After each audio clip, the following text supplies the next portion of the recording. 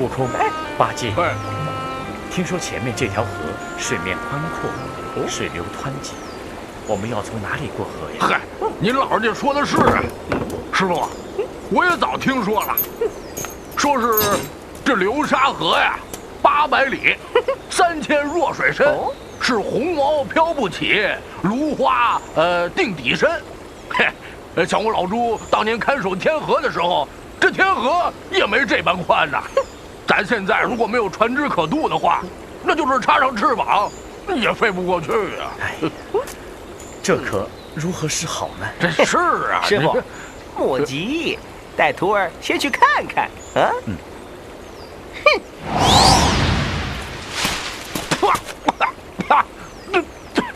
师傅，你看看把他给能的，你看，师傅，你没事吧？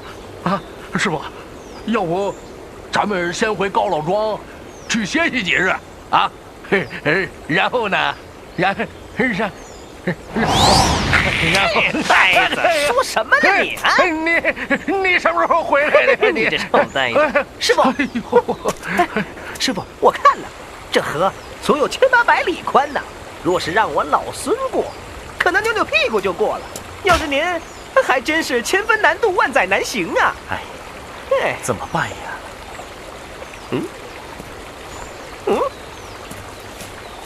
你怎么就看得出来有8、9百里之处啊？呆子，不服你去看！师傅，你去呀！去你！动手！你看，停下！八戒，你就去吧。去吧你！哎，师傅，那您老人家多保重啊！哪那么多废话，还不快去！悟空。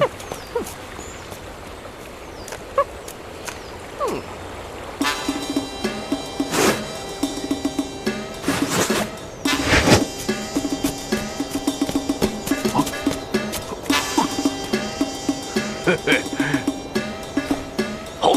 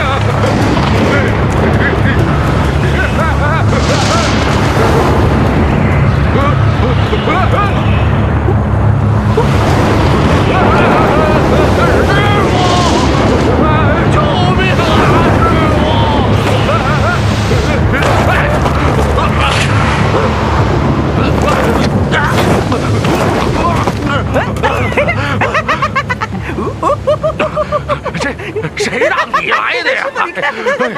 呆子，我看你险些被那妖怪吃了。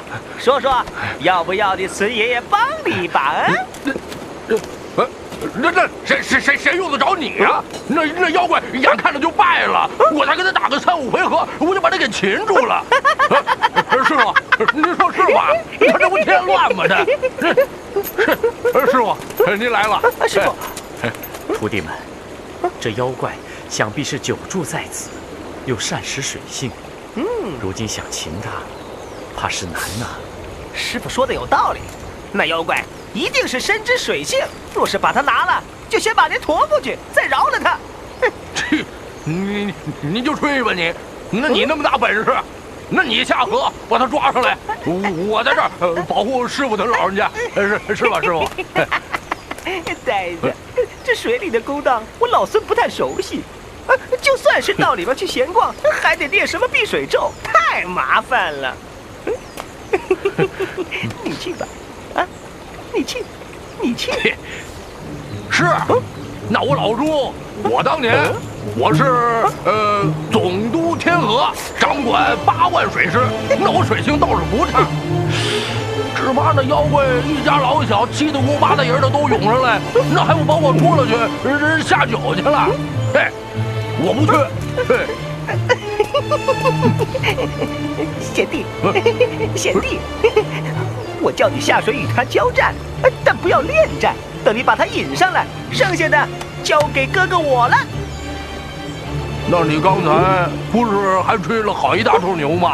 啊，哦，现在又靠我老朱了啊？嘿，是不是还得靠我呀？靠你，去吧！啊，师傅，那您老人家多保重啊！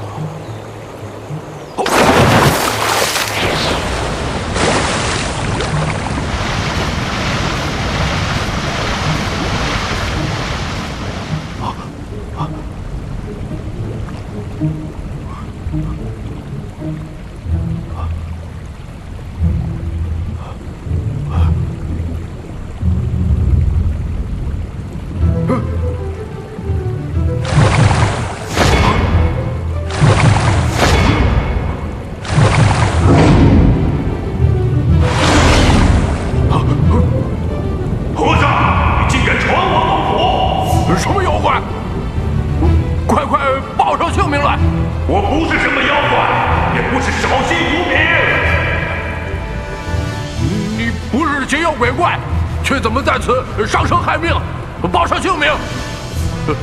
我老朱饶你不死！我乃卷帘大将，只因王母开蟠桃大会，不小心失手打破玉玻璃，被贬流沙河。过路的行人、渡水的渔夫都舔了我的肚皮。虽然你看起来粗糙不好吃，我也将就塞在肚皮吧。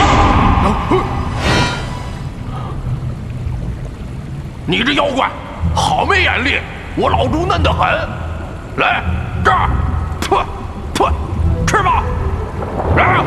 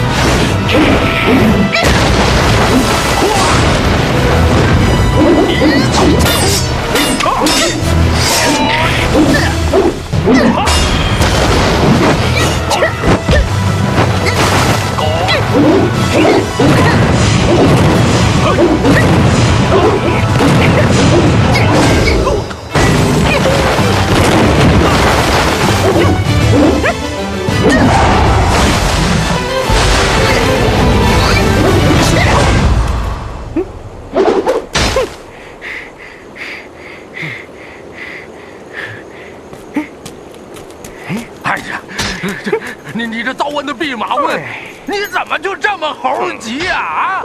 你等我把他引到高处，然后你挡到河边。师傅，你看看这，啊，现在好了，你看看，躲进水里了。再也不敢上来了。他，师傅，这糟瘟的猴子，他坏了咱们2次大事了。你还不多念几次紧箍咒？你咒他你！闭嘴吧你，呆子！师傅，您不咒他呀？啊？去！师傅放心，带我前去化些斋饭，吃了咱们休息休息，养足了精神，我再去请快去！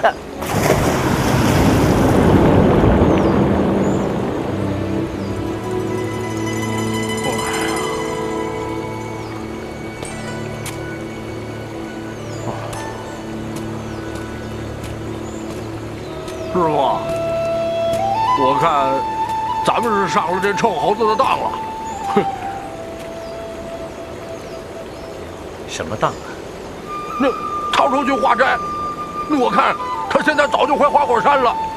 哼，哦，对了，还把您老人家这个紫金钵盂一块给拿去了吧？哎，哼，悟空不是这样的人。他怎么就不是这种人呀？他这又说谁坏话呢？猴哥，你回来了！我这跟师傅夸你呢，说你腿脚勤快，回来的快。猴哥，师傅，你吃吧。吃。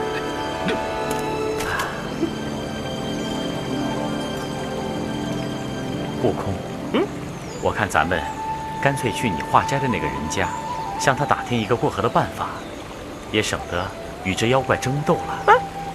师傅，那人家离着远着呢，少说有5、7千里路的，他怎么知道如何过河呢？猴哥，你这又吹牛了吧？5、7千里路，师傅，你怎么回来那么快？我老孙的筋斗云就有10万8千里呢，随便扭扭屁股，就打个来回，这有何难？既然这样容易的话，那你就背着师傅他老人家，只要你点点头，师傅，再这么扭扭屁股，把师傅他老人家背过去不就行了？呆子，你也会驾云，你如何不驮呀？那是，师傅他老人家是凡胎肉体，那是重似泰山，就是我老猪，我驾着云，那我也背不住师傅他老人家，是吧，师傅？这事儿，猴哥。得靠你那个筋斗，靠我，我的筋斗也是驾云。哼，你驮不动，我如何就驮得动啊？其实要说把师傅送过河并不难，我老孙好歹是个神通，也能办得到。只是师傅要穷力一帮，否则就难脱苦海，这才寸步难行啊！哎，我和你只能尽力保他身在命在。咱们只能做到这些，就算咱们使神通带师傅到西天，到佛祖那儿也不肯把经给咱们嘛。哎，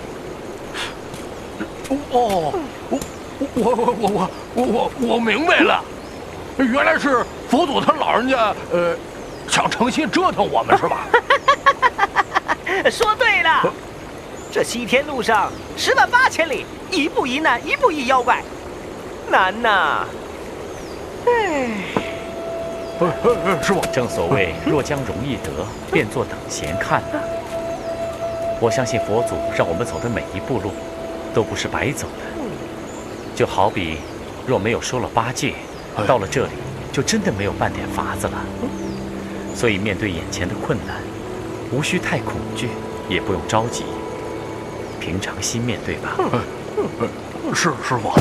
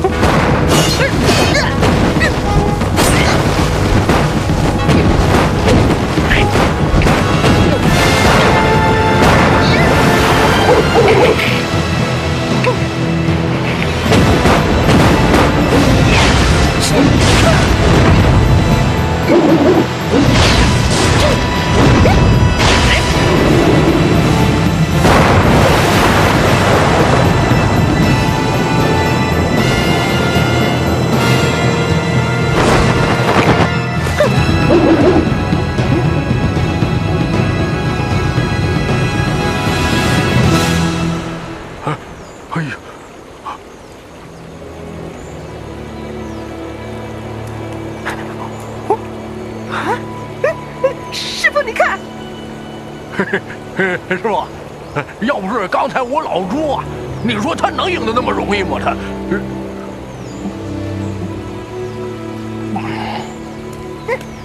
师傅，师傅，师傅，师傅，你看，太好了，猴哥，要不是我前几次把这妖怪给打累了，你这回擒他能那么容易？好，都是你的功劳，行了吧？要不是你，我早降了他了。你师傅，你们有闲情在这里斗嘴，何不设法渡河？师傅说的对，走，八戒，牵马，拿行李。你看把你给能的！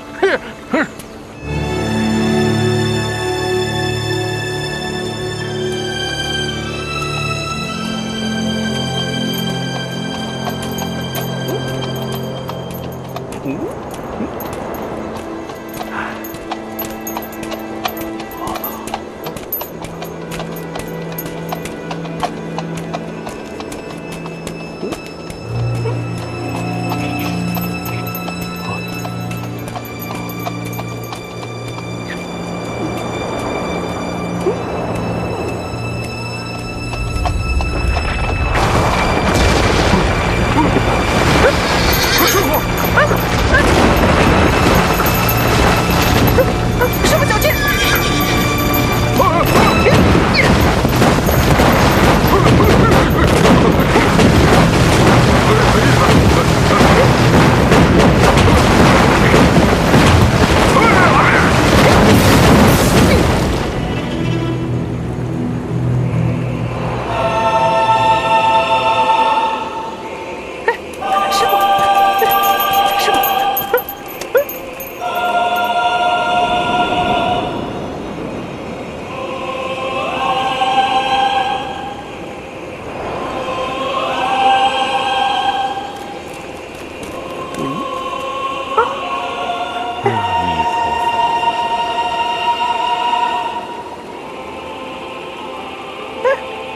观音大师，你来得好啊！我们正想降那妖怪，躲师傅过河呢。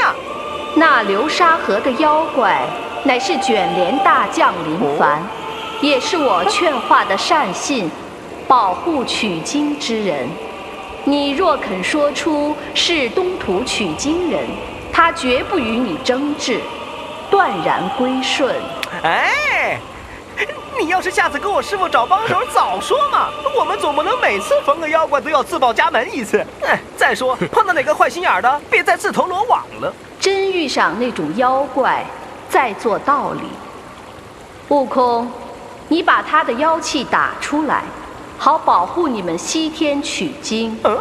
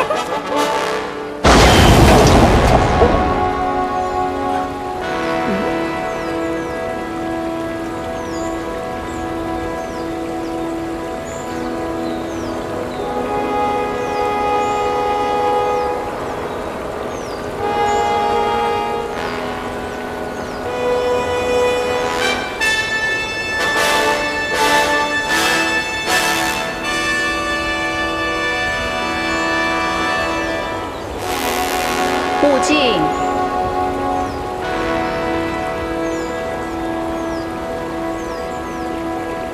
弟子参见观音菩萨。你要等的取经人在此，你还不拜见师傅？是。师傅，弟子有眼无珠，不认得师傅，多有得罪，请师傅见谅。悟净，那个是猪八戒，那个猴头是孙悟空，都是我渡了来保护唐僧取经的。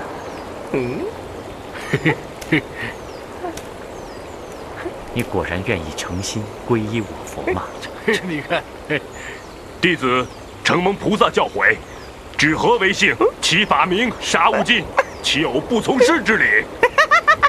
这天底下又多了个和尚啊！多谢师傅。师弟沙悟净参见大师兄、二师兄，师弟多有得罪，请两位师兄见谅。我老猪肚大能容，不与他一般见识。呆子，来，起来吧，悟净。悟净啊，师傅。悟净，你祭禀加持，不必续凡，就把你那9个骷髅穿在一处，按9宫布列，却把这只葫芦安在当中，就是法船一条，可渡唐僧过流沙河界。是。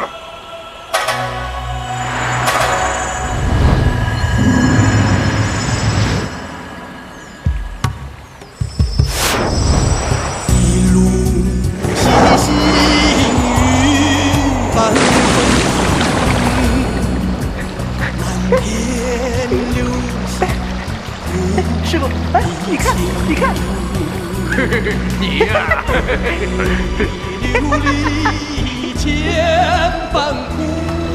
师傅，这天色已晚，今夜在哪儿歇歇？出家人餐风宿水，卧月眠霜，随处皆可安歇。哎呀，泥地上硬，夜里露水重，怎么好睡啊？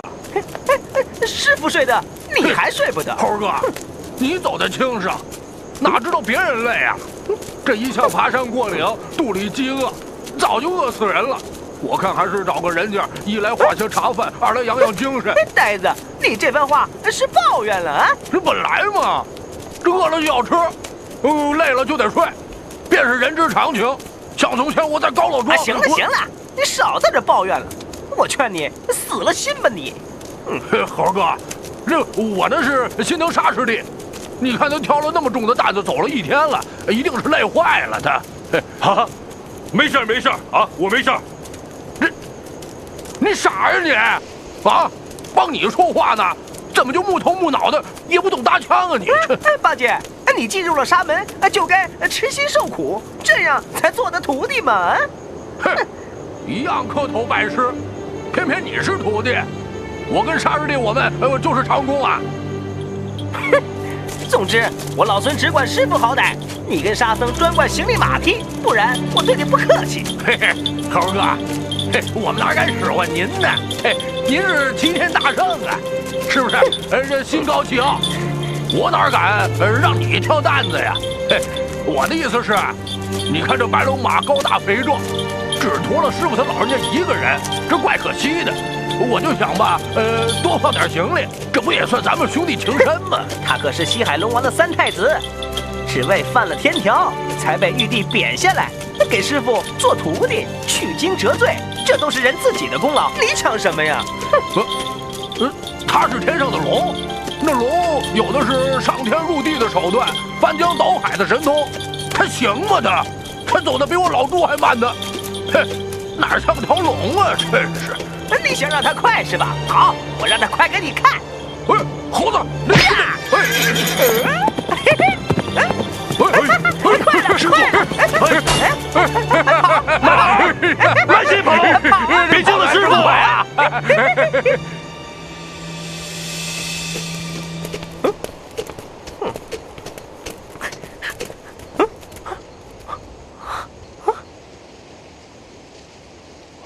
师傅。您说这荒山野岭的，哪来的这么大宅院啊？哎呀，这么大的庄园，不像是普通人家居住的。你看，里面有仙气呢。啊，仙气，这可比我老丈人家那个大2倍呢。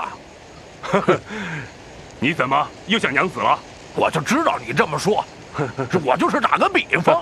好了，悟空，哎，你就先去打听打听吧。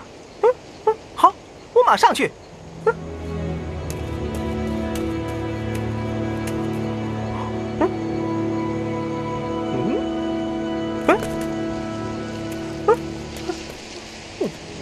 谁呀？妖怪！妖怪！哎，老婆子，别跑别跑！我不是妖精，我是和尚。为何擅自闯我家门？我是奉旨到西天拜佛求经的，路过此地，看天色已晚，特向老菩萨这儿借宿一宿。真是和尚？确是和尚，却是4人。是师徒4人。快请进来吧。多谢老菩萨。请喝茶。山野地方没什么好招待的，请诸位长老见谅。啊，客气。敢问女菩萨高姓？贵地又是什么地名？此地乃是犀牛贺州，小夫人娘家姓贾，夫家姓莫。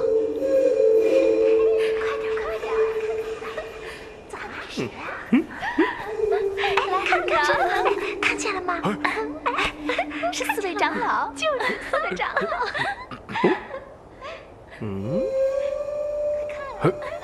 那个女菩萨，你是没了丈夫，一个寡妇啊？哎，不是我一人寡妇，连带我3个女儿都是寡妇。一门全寡，你家运也太不幸了。可不是嘛，前年我丈夫疾病身亡，接着就是大女儿、二女儿，小女儿的丈夫一个个都没了，没奈何，他们只得回到娘家和我这个老太婆守着。幸好家资还算丰厚，我们母女4人的日子还过得去。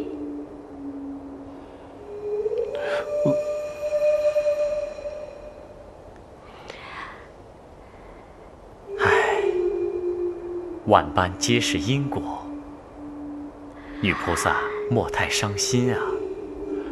其实，女菩萨，我看你年纪也不老，你的女儿呢年纪也不大，不行啊，守不住就改嫁吧。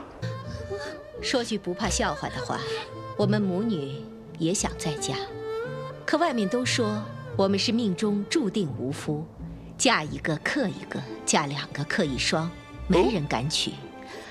况且我也舍不得这份偌大的家业。这没人娶又嫁不出去，嘿，女菩萨，我看不行，就招个女婿吧。那可不，我也找几个算命先生打听过，他们都说我们母女4人是同命，命中无夫，说我们一定要找那命中无妻、无家无业的男人做女婿，才可白头到老。哦，这事儿你倒问对了，8戒是行家。不是，二师兄，你以前是做媒的吗？谁做媒了？嘿，我可不是做媒的啊！嘿，我就是给别人当过3年的上门女婿。不过自从随了师傅做了和尚，嗨，现在也没有娘子了。啊，这可倒好。我说你们3个都出来吧。是。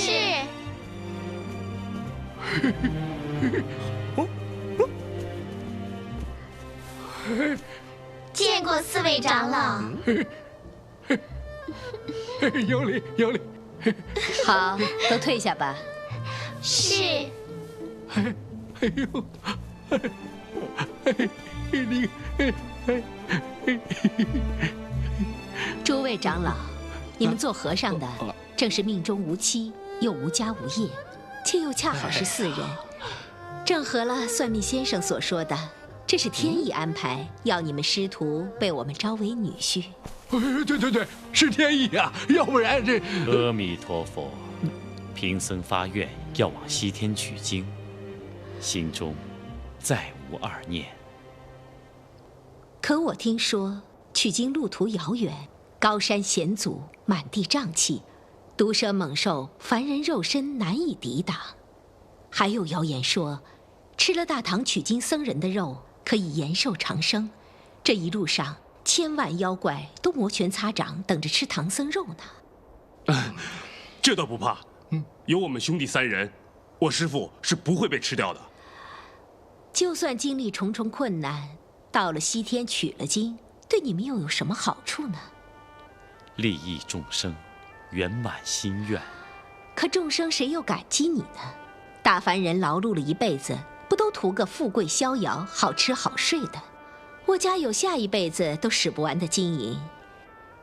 你师徒若肯回心转意，招赘在韩家，夫妻相伴，共享富贵，却不强如往西劳碌。我辈出家人，岂以富贵动心，美色留意呀？真可怜，出家人有什么好？女菩萨，你在家人又有何好处啊？长老，我讲给你听。四季有应时的新衣，有高楼广宅安居，什么用的呀、吃的呀，都取之不尽。睡软榻，盖灵被，花烛下，其乐无穷。在家人享受荣华富贵，有吃有穿，儿女团圆，固然是好。但我出家人专心修为，外物不生口舌，身中自有阴阳。待功德圆满，明心见性啊，却胜过在家贪吃血食，老来落得一身臭皮囊啊！破和尚无礼，若不看你东途远道而来，就该轰你出门。我可是真心实意招赘你们师徒4人为贤，你却言语伤我。就算你受戒发愿，永不还俗，可你这3个徒弟未必有你这心肠，难道我便招他们不得？可问他们3人之意？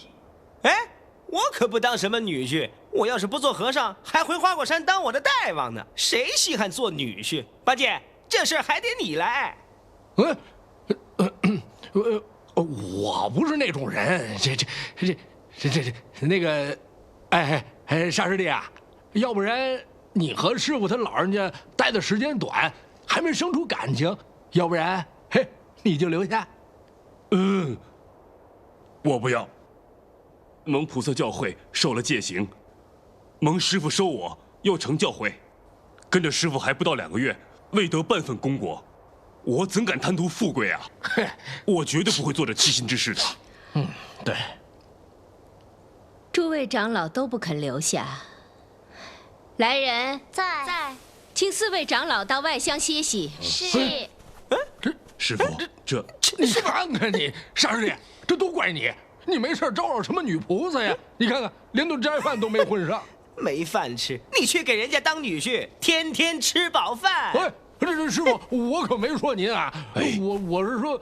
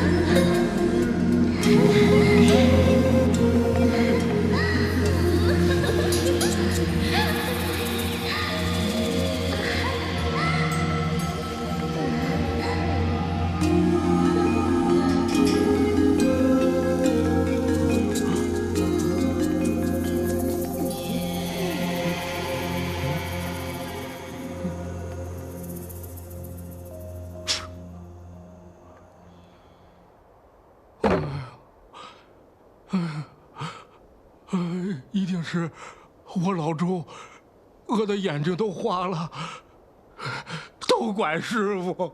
你说你逞什么口舌之能啊？哎呀，快把我老周给饿死了！嘿，我找点吃的去。长老，长老一定饿了吧？我给您备了些斋饭，请快些品尝。下去吧。是。谢女施主施舍，我不饿。贫僧还有晚课要做，女菩萨请便吧。长老何必那么急着下逐客令呢？况且这又是我的家，我想留便留，想走便走，不是吗？自在菩萨行深般若波罗蜜多时，哦，感情长老还在生我娘的气呀。不如我为你舞上一段，当做赔罪。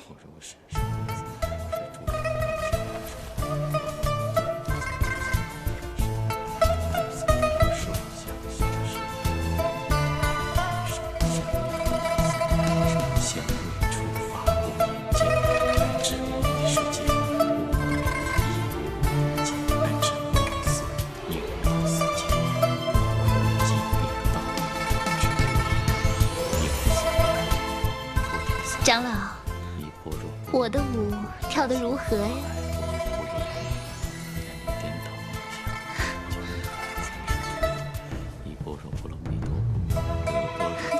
你不看我，是不是因为你怕看了我，就守不成戒，做不成和尚了？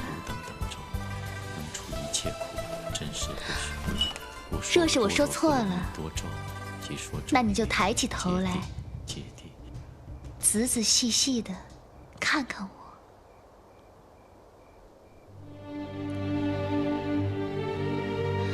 长老，你说我美是不美？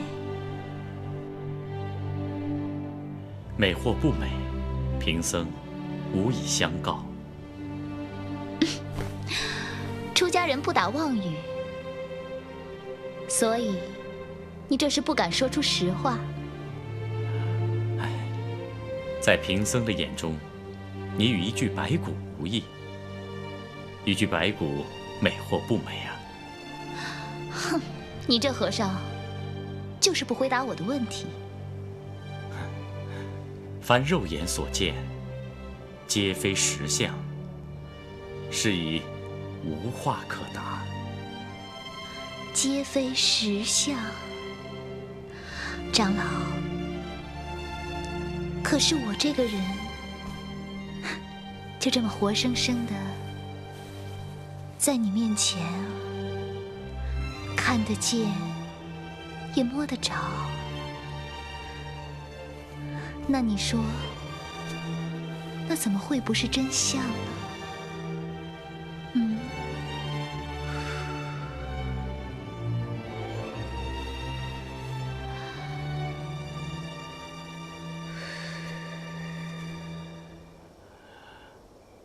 阿弥陀佛。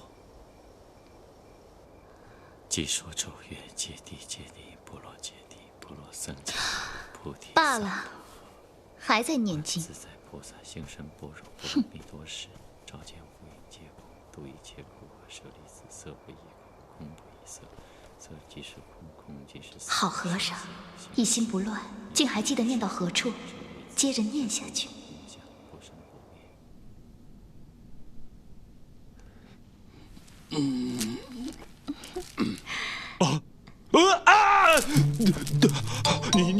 你是什么人？怎么跑到我床上来了？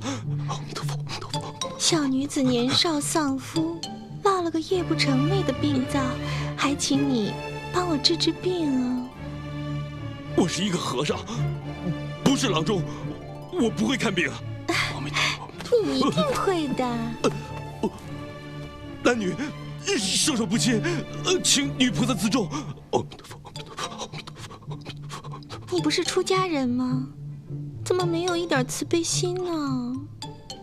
我要跟师父去西天取经的，请女菩萨不要纠缠我。西方有什么好的？你非去不可吗？我不知道有什么好。我师父要去西天取经，我是他徒弟，就一定要跟他去。看来你对你师父倒是一片赤诚。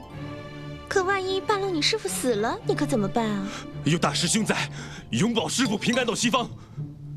那如果你师父他讨厌你，把你赶走，那你又该怎么办？小长老，还是听我一句劝吧，留下来跟我一起共享荣华，这才是最聪明的。你赶快给我出去，要不然我对你不客气。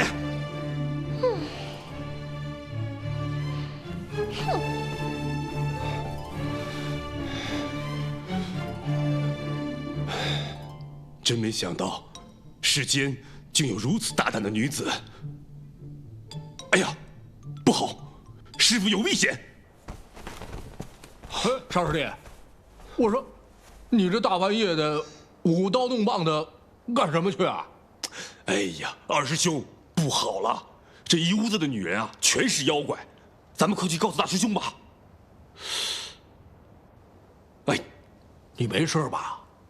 哼，大师兄是火眼金睛，这是人是妖一眼便知，他都没说什么，你紧张什么呀？真是的！哎呀，你也不仔细想想，寻常人家的女子哪有这么大胆的？她们肯定是妖怪，说不定是要吃师傅肉的妖怪。哎，我这刚刚明明抱的是一个，怎么又变成蜡烛了呢？二师兄啊，你说什么呢？哦，对对对，你说的太有道理了。要不咱问问那猴子，商量商量。对，找大师兄去。走。哎呀，你看那死猴子长得那么丑，我看上他已经是他的福气了，一点都不温柔，不解风情。哎呀，气死我了，活该一辈子当和尚。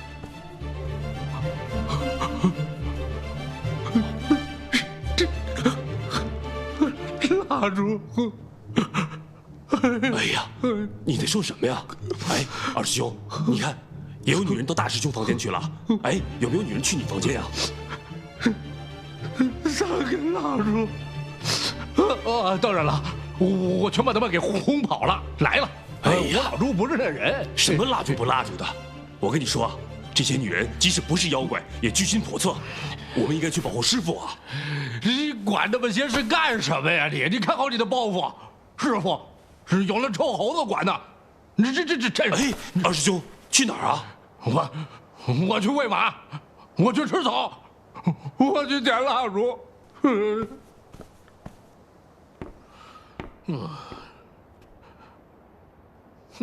这沙师弟有人要，就连那雷公脸的臭猴子也有人要，就我老祝没人要。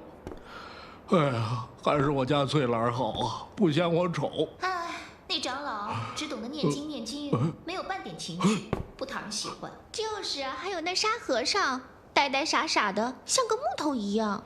至于那个孙行者，满身满脸都是毛，东挠西抓的，光看着都发痒，谁能跟他同睡一床啊？师傅他们一个个都被挑剔了，还没说到我老朱。我再听听他们是怎么说我老朱的。那你们到底选中哪个了？母亲，我觉得那个肥头大耳的朱长老挺不错的，可爱。姐姐，您可别跟我抢，我也喜欢他。你们都别跟我争，我非嫁他不可。是我先看中的。不行，我要嘛！哎，你们，我要，我是姐姐。母亲，你看看。好了，都不要争了，也不要抢了。我还得先问人家朱长老愿意不愿意呢。我愿意呀，我愿意，愿意。母亲看看呀，笑死人了！愿意。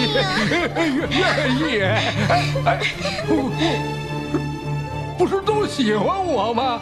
怎么都走了？小长老，你怎么来这儿了？娘，我是上院里去放马去了。怎么叫起娘来了？我入赘到你们家，您老人家不就是我娘吗？还不知道你师父肯不肯放你出来呢？我师父他老人家是奉旨取经，不敢有违君命。不过我们这事儿啊，我师傅他老人家说了，只要我们愿意留下，我师傅他老人家就放人。不过在兄弟面前，不太好应承。既然如此，你再与你师傅商量商量，不难堪便招了你吧。那娘，这师傅他老人家又不是我的生身父母，这做与不做不在他，不用商量了。那也好，但是我3个女儿争你一人，我得再与他们商议商议，免得伤了姐妹之情。好，那就有劳您老人家了。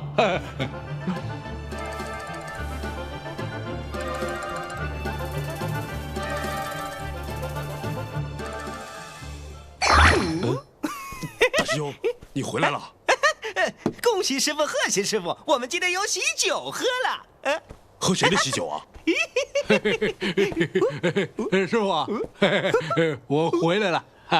八戒放马了。是放马。我把马交给他女婿了。这嗨，要说什么来着？这头疼。这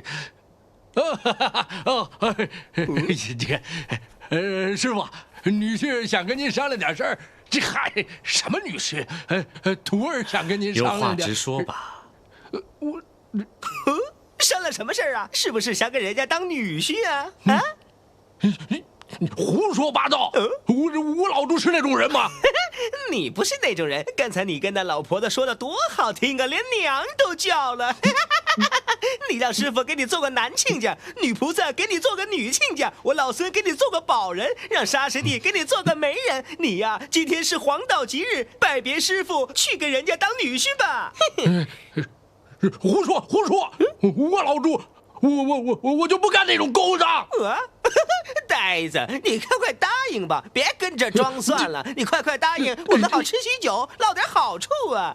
你看你这是朱长老，怎么样？阿弥陀佛。朱长老跟你师傅商量好了没有？是。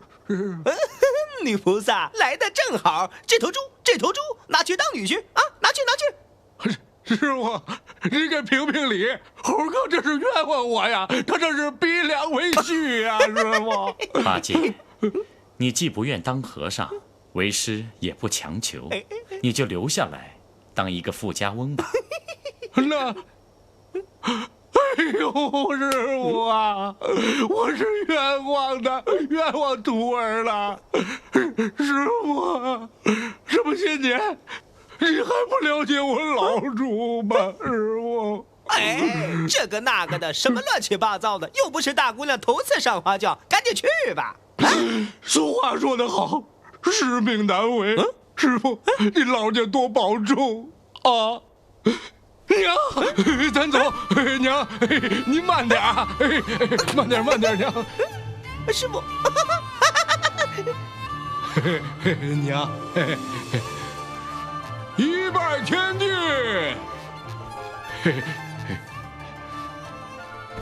二拜高堂，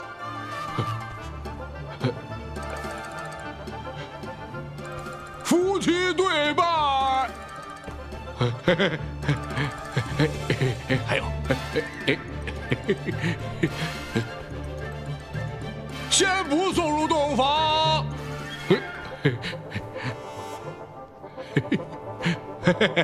娘，您老人家喝茶。娘，您看这堂也拜了，这亲也谢了，你看这3位姐姐哪位招给我呀？她们3姐妹争持不休，也没个定论，我不好做主。又怕她们怪怨我。娘啊，要不然这3位姐姐都招给我吧，省得他们吵闹不是？你也够贪心的，一个人要占我3个女儿。娘，我没别的意思，我不就是为了咱家的安宁和睦吗？我倒有个想法，你把这盖头顶在头上，蒙着脸，撞个天婚。我叫女儿们从你身边走过，你抓到哪个就配给你。嘿，都依娘的话。那好，真真爱、连连都出来撞天婚吧！来啊！我也来了，我来了，就是你，我来了，别跑！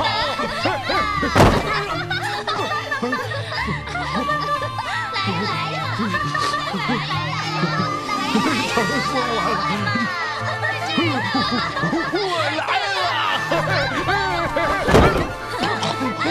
在这儿呢，你干嘛呀？几位姐姐都是属鱼的，这么滑溜。朱长老，你身子胖，跑不动，倒怪我们姐妹滑溜。就是啊。好，看不起我老朱，我就抓一个给你们瞧瞧。我来了！来呀！我抓！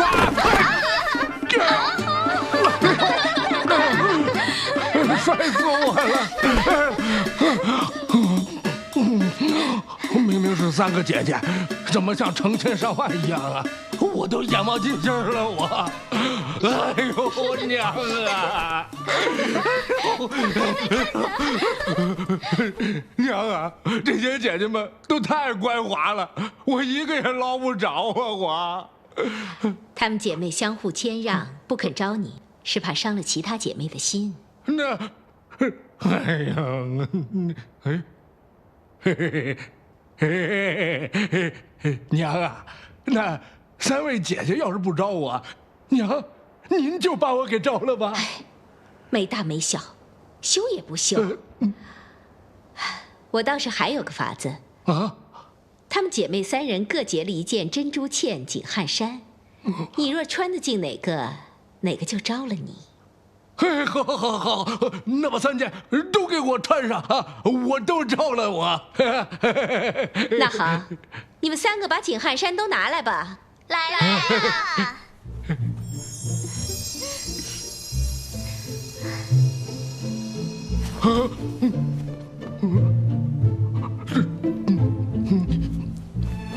你干什么呀？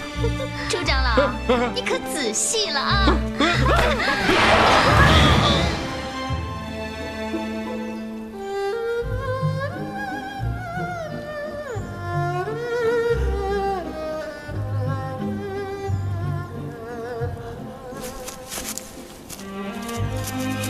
悟净，悟空，我们怎么睡在这里呀？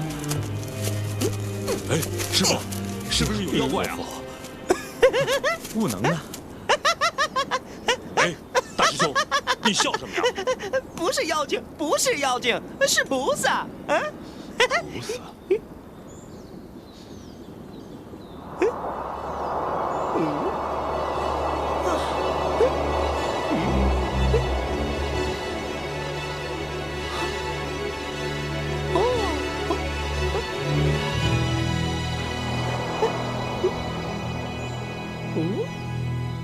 瑶池王母不思返，南海菩萨请下山，普贤文殊皆是客，化成美女在林间。圣僧有德还无俗，八戒无缠更有烦。从此静心须改过，若生怠慢路途难。